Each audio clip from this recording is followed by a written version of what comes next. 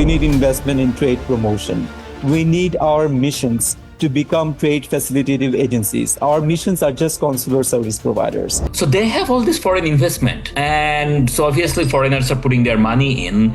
But at the same time, it's very clear that there is a run on the currency, right? And inflation. Is it because of the government deficit, fiscal deficit? That government just cannot find enough money to pay for its budget? And is that related to the war?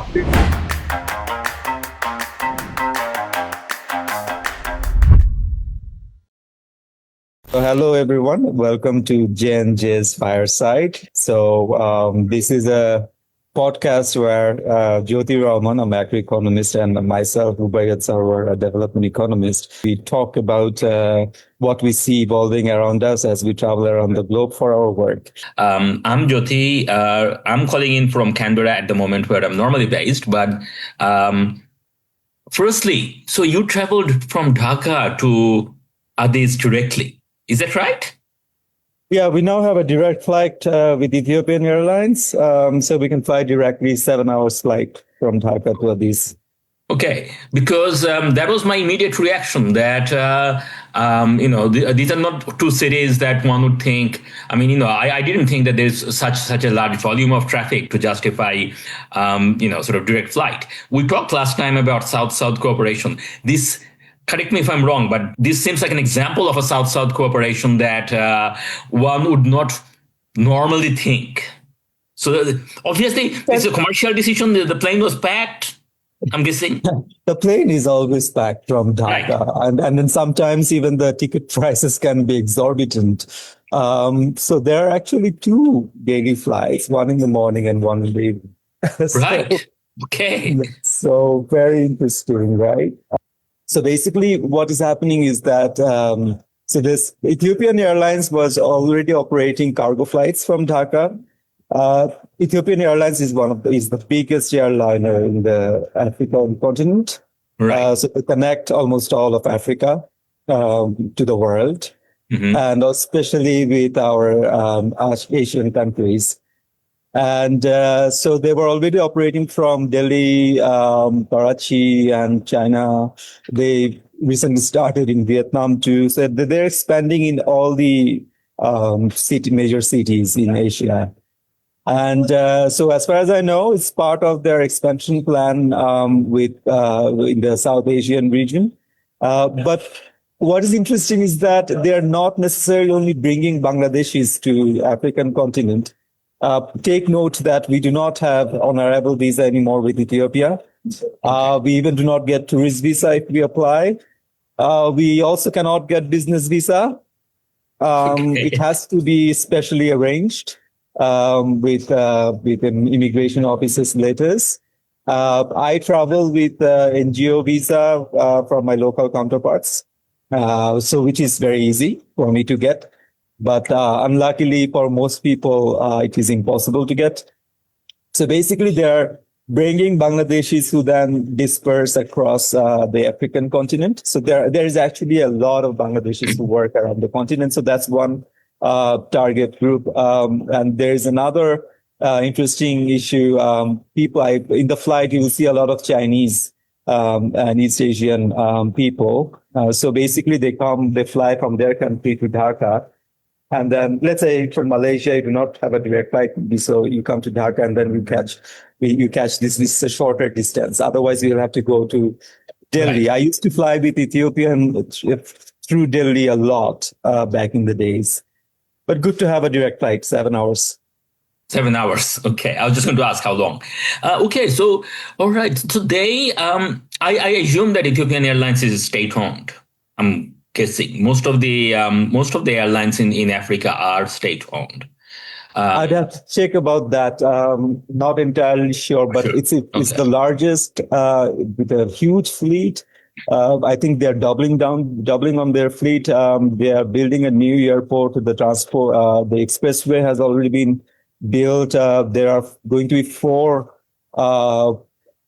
runways, actually. So it's huge investment. And they have one of the largest hotels next to the airport, Ethiopian Skyline Hotel. So that's huge. huge. It's targeted towards the Ethiopian Airlines customers. And where I'm staying, it's just 5 minutes drive from the airport. Okay. So this is the major district, yeah. And you were showing me your rooftop before. That's on the roof. Your roof view. Yeah. My roof view is a grand view above. All right. Okay. Okay. So Ethiopia is actually one of those countries that was heavily praised about a decade ago, right, for their reforms, or before COVID, right? They had a new president or new prime minister. He was hailed as a grand reformist. He even won the Nobel Prize, I think, maybe. If I'm not wrong, or I need to fact check that. Fact check that. Okay. I can't recall. Abiy Ahmed, is that right? I'll have to fact check that. Sure. The president's name I can't recall right away. But what I do know is, so there was a 27 years of regime that was changed, and this regime is for 7 years, right? And so the 27 years of regime, it was primarily through the people from Tigray, and Tigray is the most prosperous region.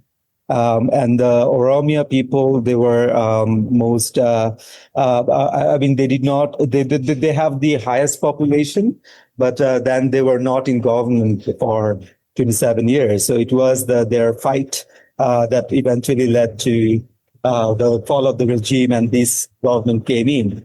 And before that, Ethiopia actually was a socialist regime. So that socialist regime ran for 17 years, and then there was a 27 years of regime.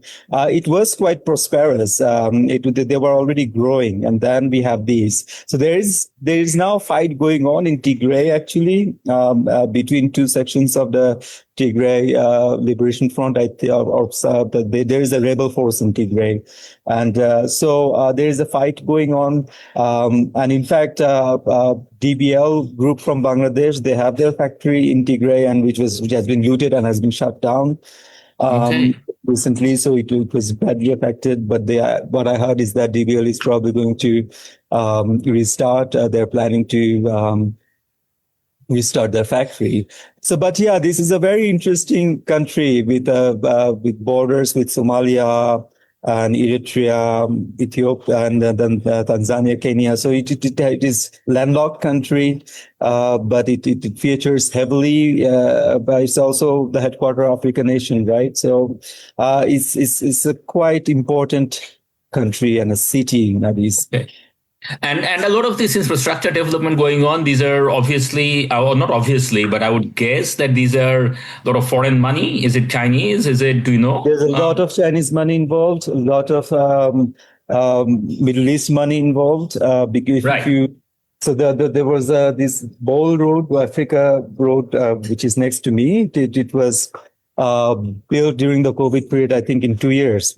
So the whole area was demolished, and a new highway, not a highway, new road has been constructed. It looks like straight out of a very advanced city. It has bike lanes, and it has malls all around it, and then very bright neon lights and full building neons and screens. So very interesting. So yesterday I had a meeting with Bangladesh ambassador, and was explaining to me that you need to see the city in probably at least in 4 perspectives. So the one that you are seeing is the one that they will show, is the prosperous one. But immediately if you enter the road, it is a broken pebble road.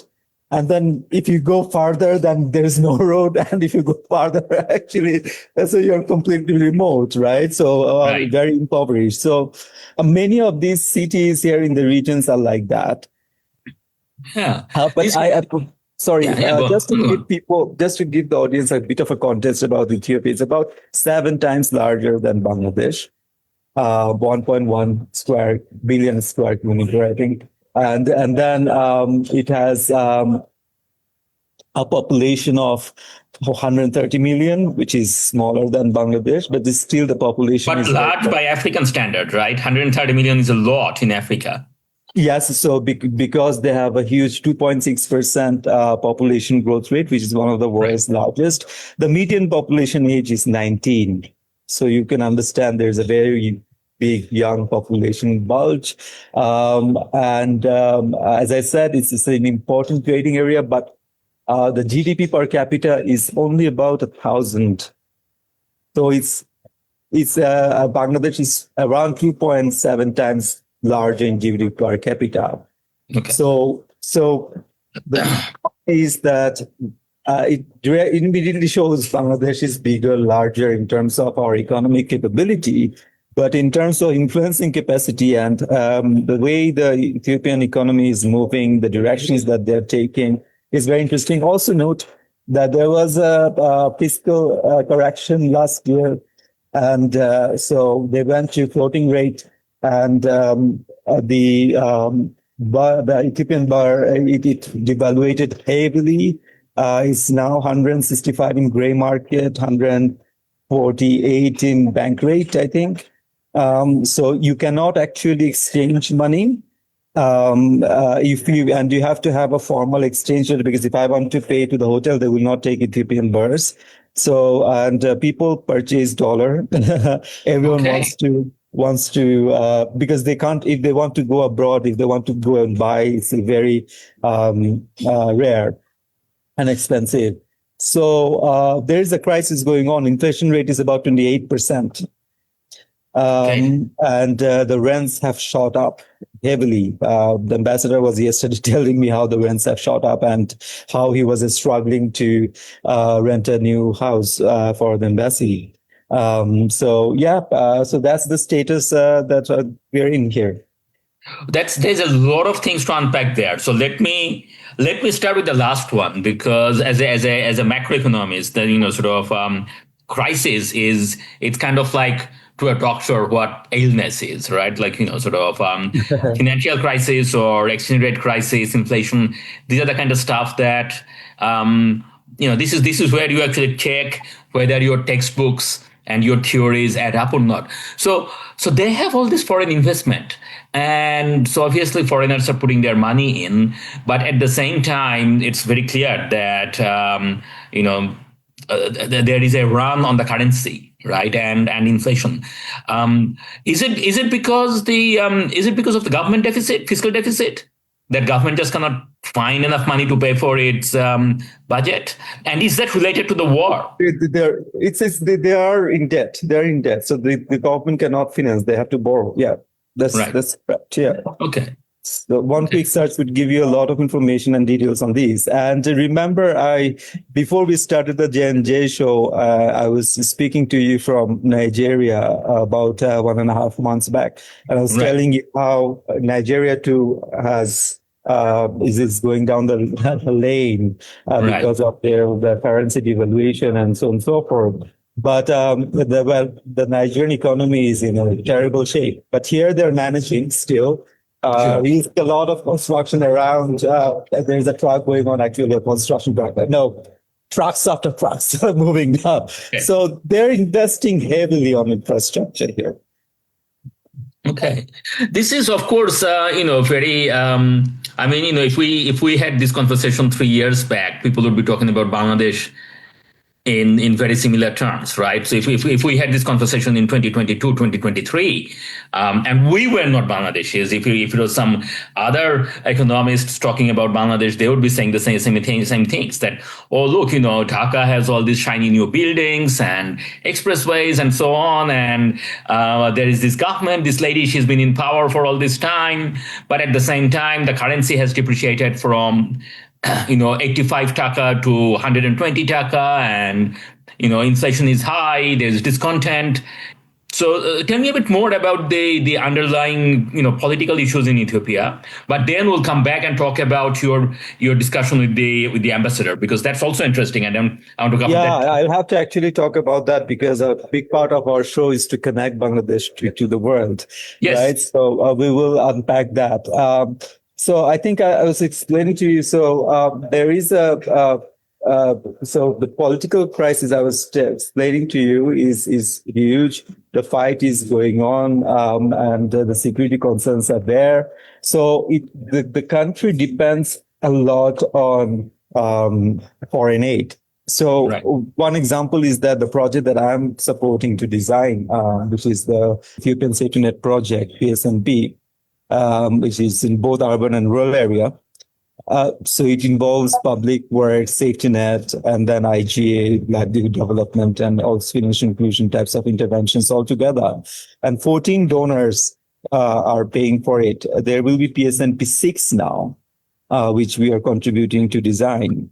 And the World Bank is the primary agency managing the fund. It's a trust fund that has been created. $2.7 billion in trust fund only for this project. Okay. Take note of that. So development aid is huge in this part of the world. Just to clarify that this is development aid, not humanitarian aid.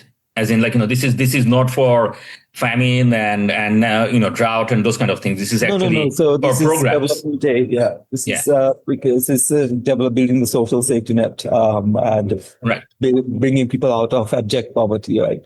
So so $2.7 billion, as I said, only for rural PSNP. Now MasterCard. So they're investing heavily digital financial inclusion in this part of the world. So they had provided $85 million to be given out to the different banks who are providing nano loans. So it's 3% interest rate.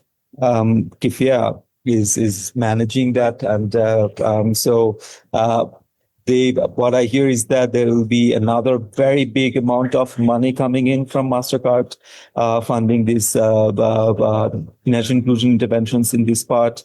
They have also given another 100 million to SNB, the Netherlands Development Agency. So you probably know that M-Pesa, which was the first mobile money in the world, was founded in Kenya through UK aid funding. And later, M-Pesa was the impetus to Bikash in Bangladesh. It was built around M-Pesa, right? I have actually worked in almost all the countries in this part: Somalia, Ethiopia, Tanzania, Zambia. So Zimbabwe, somehow, when Mugabe was leaving, he didn't give me the visa, so I had to go back. But anyways, I connect all the dots here, and I work in Yemen too. So connecting these regions. So as I was saying, so there is a lot going on in terms of digital financial inclusion. And in fact, in Somalia, they don't have any money. So they only pay through mobile money. And if you are, let's say, going for Juma prayer in a mosque and you're coming out, the beggars will actually come to you and give you the phone number to get to get money on their mobile phone, because you don't have money. So everybody is digitally connected. Everybody is paying through mobile money. So financial inclusion is big, and this is a very big untapped market. And for global South-to-South cooperation, this is very big. You know that the region has a lot of rare earth minerals, especially the Democratic Republic of Congo. They supply most of the world's minerals. And then we have South Africa, you know about blood diamond. Nigeria is oil rich. So the countries here actually are extremely rich in terms of minerals and mining, right? Uganda, if you go there, the mining companies are very big, and all these mining companies, they put on a lot of money because they displace a lot of people. So we're talking about how the economy runs here. So the economies are very complex here because of all these geopolitical tensions, all these mining capacities, all the interest of global North and global South to trade with them, and which also feeds the fractions within the communities. And from there, actually, all these tensions, civil wars, border fights, it all crops up. Yeah, no, this is fascinating. So let me share an anecdote with you about, and then the viewers about Zimbabwe. So that's a country that I had the chance to visit a couple of times. The last time was actually immediately after the fall of Hasina regime, and I remember that, like, sort of you had a gathering of fellow economic dissidents and activists in your house, and I dialed in from Harare because I was there. So now Zimbabwe is obviously completely dollarized, right? Because under Mugabe and his successor, the government just couldn't get any financing for its deficits, and therefore they end up with hyperinflation. And so they have had three different currencies in the last 20 years. And so there was the old Zimbabwe dollar, then the new Zimbabwe dollar. Now they call it the Zimbabwe gold, and nobody trusts any of these things, right? And the interesting thing is that so on the one hand, Harare does look like a rundown city because government cannot pay its bills, roads have potholes and all of those things. But the ordinary citizens, ordinary people, they don't seem to be in abject poverty. Now, poverty is relative. There are a lot of poor people, obviously, but it doesn't look like this is a country where people are going hungry.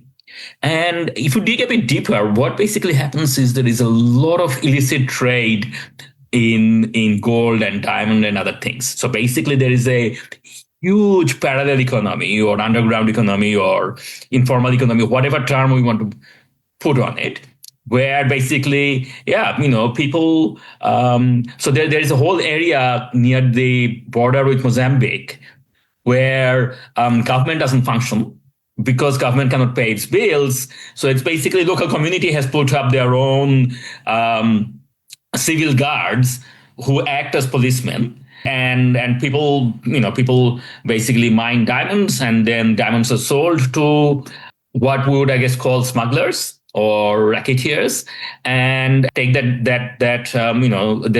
stone out of the country to Mozambique or wherever, and people are paid in dollar, and it's a cash economy or M-Pesa, right? So it's either digital or hard dollar. And all of this is outside the government's tax net or anything like that. So it's fascinating stuff. Obviously, very not ideal, very far from ideal, because you do have a parallel economy that's running, but it's not within the government's authority. There's all sorts of crime and extortions. And you cannot really do development projects with that money because it's outside the net. But on the other hand, at least it's running, because if it didn't run, then you would have a worse situation where people would actually go hungry and kids would go, without medicine and those kind of things. So it's on the one hand, it's bad, but on the other hand, hey, look, at least there's something. It's from that kind of development perspective and policy perspective, it's very, very vexing, right? So the informality of the economy, the parallel economies, they are very strong, and they change their shapes in the countries. So let's say you would see a lot of poverty. As I haven't been to Zimbabwe, I cannot compare, but Tanzania, Ethiopia, Kenya. So in all of these countries, you will see abject poverty if you just walk around. And then just cross your corners, right? Nigeria too, you will see it directly. Yeah. Like our economy, there is also a lot of informalities, informal businesses, SMEs, and the government also allows it because it cannot necessarily employ all the people. So the informality challenge is actually just like ours. And you know very well that I actually am trying to promote policies that would end the informality cycle in Bangladesh, because I don't see it as a route for sustainable growth. And I have a lot of fight with our fellow Faik Mashroor on this. But I have a vision that in 10 years we'd have to end informality. But anyways, these are all true. And let's take it to the discussion of South to South cooperation then. Yes. Let's say what we are seeing here, right? Bangladesh is going to have a trade fair. About 11 small businesses will come. In Addis? In Here, Addis. there. Yeah, here. It's from 13th. It's a very small trade show that is organized by our ambassador. And so he was explaining to me his struggles in just organizing such a small scale show. And then he was saying that in his account, he was saying Bangladesh used to trade $18 million with Ethiopia. It has come down to $14 million, but my research shows it's around $4 million. Okay. And Ethiopia exports $3 million. We export around $4 million. It's a very small trading partner. Okay. Pakistan does around $40 million, $47 million with them. And India does more than $1.2 billion. I think there's a huge trade deficit between India and Ethiopia. Now, India is a major trading partner for all of these economies. They supply a lot of pharmaceutical products in the region. Even, you know that Ethiopia is big for coffee. And for coffee export, you need bags. And the jute sacks are supplied by India. And what happens actually, India gets their supply from Bangladesh. Now, Bangladesh exporters, they sell the raw jute to India. They will just need the bag and they supply to other countries. Now, Bangladesh has given subsidy on supply of raw jute fabric. So this is very interesting. So India gets our like cotton, which is jute, and then they make the bags and they're supplying here. So our ambassador is now trying to expand that. But as I said, pharmaceuticals are big. And he's hoping that Bangladeshi pharmaceutical companies would come. He tried with his own connections, but not to a greater success. He was saying that companies are not sending people who are decision makers. So people who come here and then they want to find out where will they go for some tourism. So they're not here for hard businesses, right? So there is a lot of potential to be explored within these economies and regional and the ties that we can have. So as I said, DBL Group came here, but look, DBL invested here not through Bangladesh. They had to do it through their holding company probably in somewhere else, right? And that's because of our policies of, let's say, money laundering, et cetera, for which our companies cannot invest elsewhere. This is such a surprising dynamic in Bangladesh that when politicians siphon out so much money, $95 billion we were told, and then our businesses are restricted to invest so from Bangladesh. So the ambassador's pain. So he cannot even deal with this because is it a Bangladeshi company? Right. So it may be of Bangladesh origin, but it's not really a Bangladeshi company here which has invested, right? So we really need to think of these issues and just imagine Pakistan did a trade mission. So the Bangladesh ambassador wanted to engage the same event management company. And the event management company said Pakistan spent $700,000 for that event. And here our honorable ambassador is struggling to convince our Ministry of Foreign Affairs and EPB and the likes to support our businesses to come and their businesses to go to Bangladesh. So actually, one of the issues that we need to definitely take care of is these partnerships.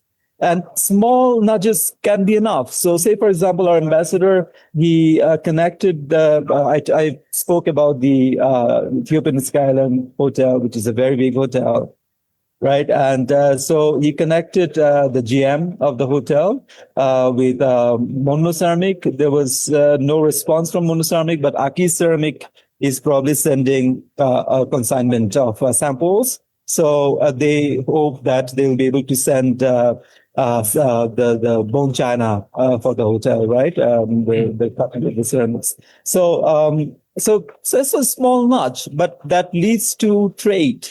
So now think about it. Let's say if we can nudge this a lot bigger, right? There can be so much more trade. And these countries, how they operate. So just to finish off with one example, let's say when I was working in Somalia in ocean fisheries, I will talk about it in another episode maybe in the future. But let's say all their nets and their fishing gears and equipments and boats, they all come from Dubai. So these are mostly service-oriented countries. They really depend on manufacturing suppliers, trading partners in elsewhere in the world. So since we are manufacturers and we envision to become large manufacturing country with electronic supplies and etc. So the companies like Walton, they should really target these regions and supply their electronic goods. No. I mean, you talk about nudge, and absolutely, but and scaling it up. The other thing here is from that kind of policy, institution design, that kind of framework perspective.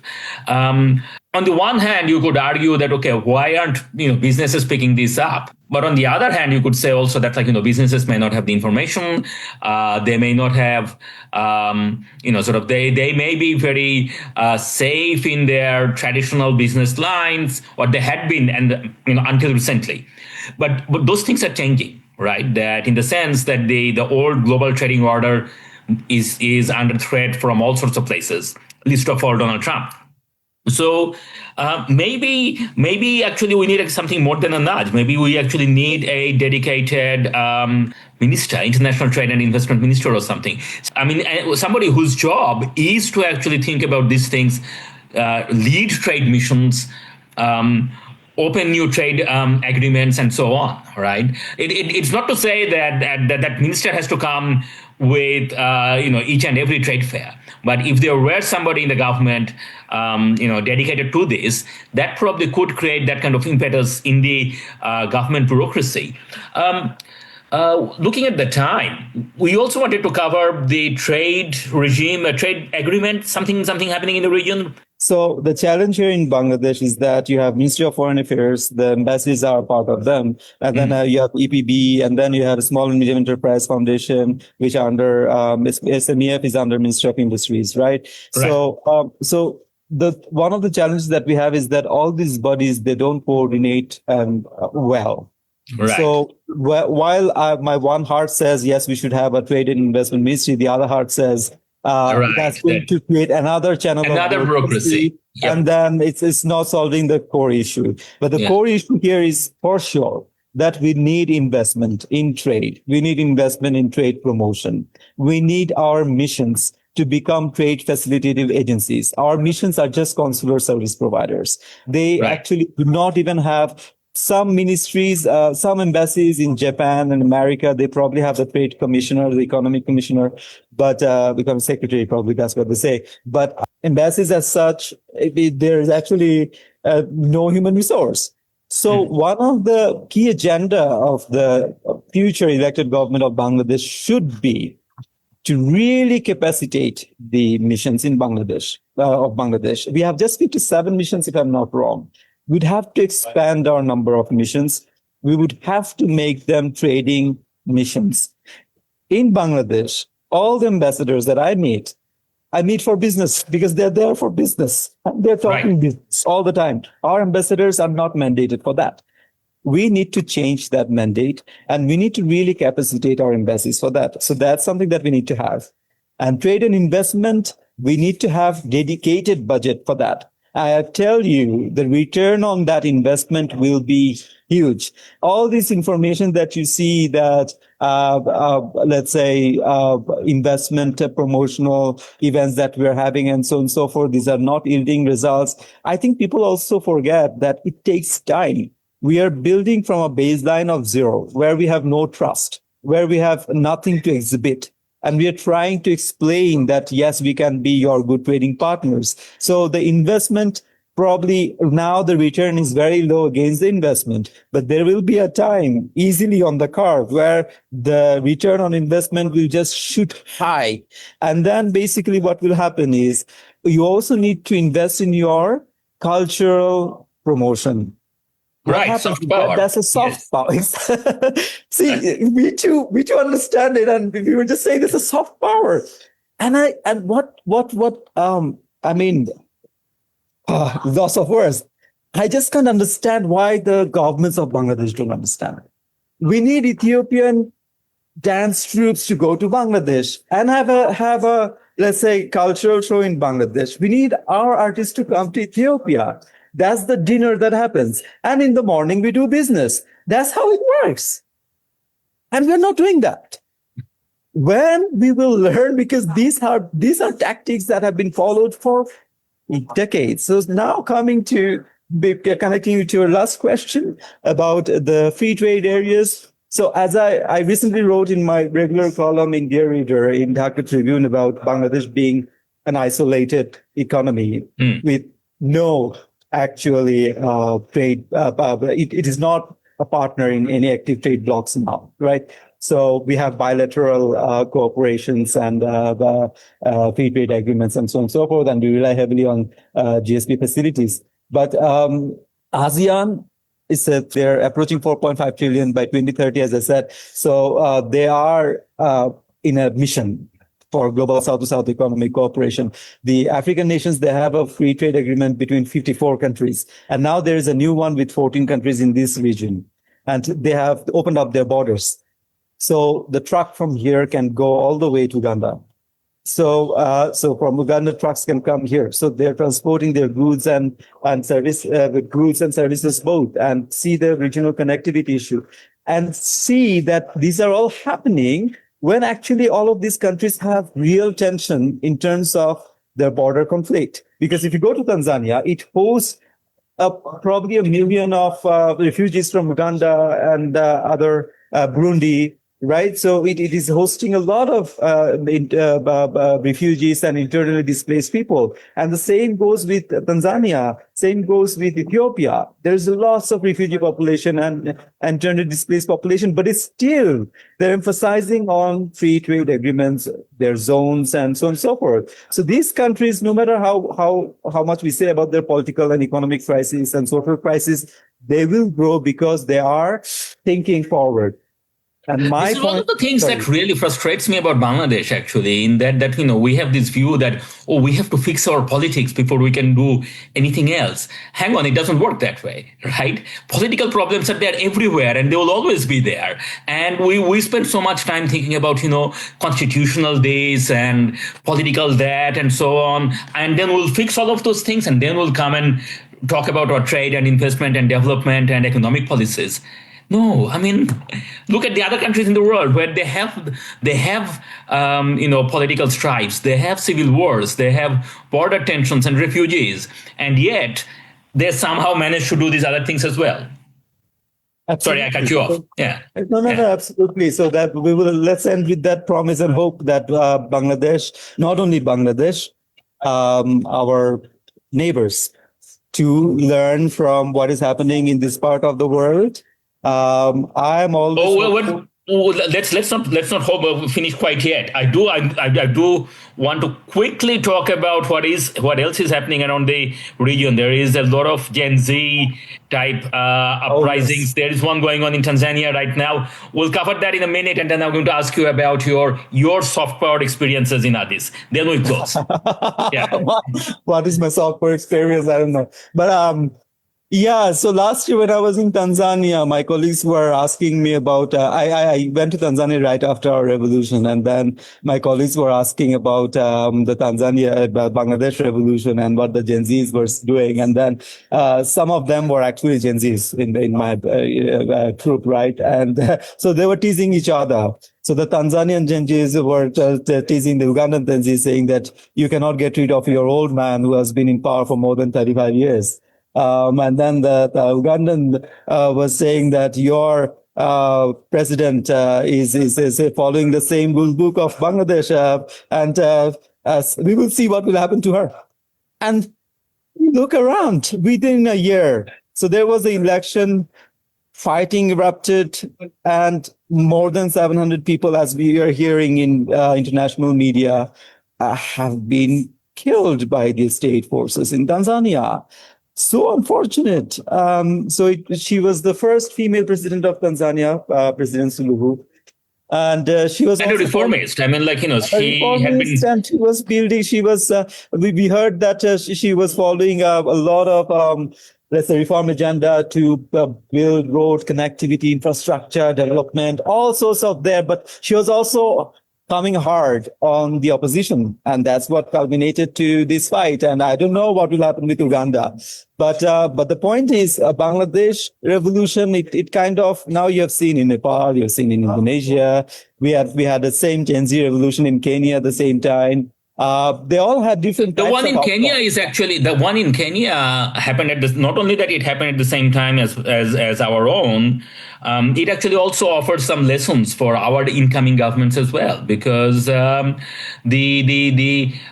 old Kenyan government was. The old president, so not the current president, the one before, was the son of their founding father, and their first family had very similar to our former, Sheikh Hasina's family, our former regime. There was this big clan that had their fingers in all sorts of different pies, massive corruptions, and all of those things. The new guy, the current president, came in. He promised to be a reformist. The budget had all sorts of, or successive budgets.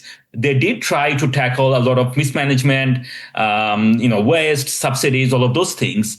But the problem was that this wasn't generating benefits soon enough, and discontent grew.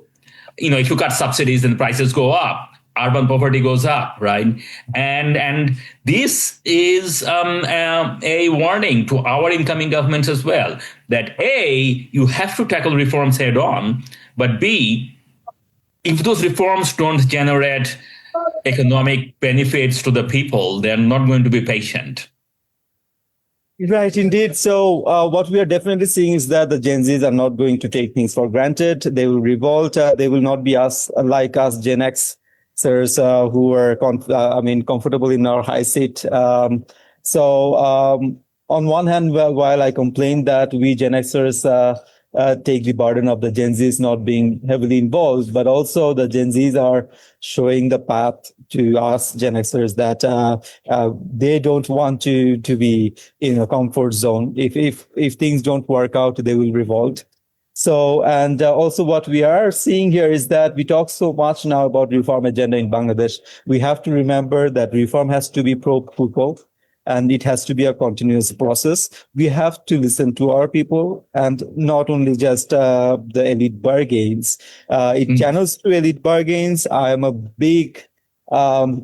pro elite bargain person, even though I work in development, some things that people can't match with my stances. But also I believe that our government will have to deeply listen to our people. And where there are conflicts, we have to educate our people. We have to be in touch with them. We have to tell them why these are needed. If we are taking a hardship, we have to explain to them that, look, we are going to take this hard way, and for 1 year we would have an economic crisis. Let's bear it together. Let's work on it together, and we will take you somewhere. Have that vision and dream, because people don't understand hard economics. They will go for the ballot that controls the price. On that serious note, we are going to move to our last segment, which is tell us about your soft power experience in Addis Ababa. Your cultural experience. Tell the audience that if they're in town just for a day, what they should eat, where they should go, what kind of things that that might be new to them. So coffee. Ethiopian coffee, a must, right? So when I come here, I take back loads of coffee, kgs of coffee. So Ethiopian coffee is a must. Ethiopian cultural shows, must. We will add to this show some clips from the cultural shows. Highly electric, very, very, very, I would say, powerful. So do watch that out. The cultural shows. Unfortunately, I'm a Quest means business type of a business person traveling. So it's hotel and office and meetings. That's what I do. And it's only when my colleagues take me to some restaurants that I get to see. I didn't go out much this time, locked inside the hotel and tried to get my jobs done. Last time I was here, I had raw meat. I was confused whether to eat that raw meat. So it was discovered during the war period when the soldiers were in the jungles and they had to find a way to eat. So they found a way to eat raw meat. Okay. So imagine eating raw beef meat, right? So stewed beef. I thought it would be hard. I thought I cannot eat it. But when it came and I tasted the first one, I could not stop. I became carnivorous. Oh my God. It was an amazing experience of eating raw meat. Yeah, so the Ethiopian delicacies are great. They eat injera as their staple. So injera is made of I think maize, if I'm not wrong. No, injera is a pancake. So it's sort of in southern Bangladesh. So in Chittagong and Shondip and Noakhali, there is a similar. We do have we called it Partishapta. No, not Partishapta. I forgot the name. Anyways, my mother does it with rice, right? So you correct it right. So injera is a bit thicker. Ours is a bit lighter. So they have injera, and Ethiopian people are mostly, let's say they have good health, right? So they said that the secret of their good health is injera because it doesn't have gluten, it doesn't have fat. So that's what they say. Come to this part of the world, and if you're really traveling around, if you come through Yemen, Somalia, Ethiopia, Eritrea, and then you go down to Kenya, Tanzania, to Zimbabwe, Zambia, and all the way to South Africa, you will actually see how humans have evolved. And Ethiopians do not look like what we think what our stereotypical face of African people are. I've traveled across Africa. I call it a second home. I'm deeply connected here. And Ethiopian people actually, in their faces, you will see the whole world because I think history says that humans started their journey from this part of the world. Garden of Eden. Garden of Eden. On that note, we're going to end. Thank you for dialing in today, and we'll try to produce this into a YouTube show with some pictures and images. It's a work in progress. Do let us know what you liked, didn't like, what you'd like to hear more about in future shows. Until next time, when one of us would be dialing in from somewhere else in the world.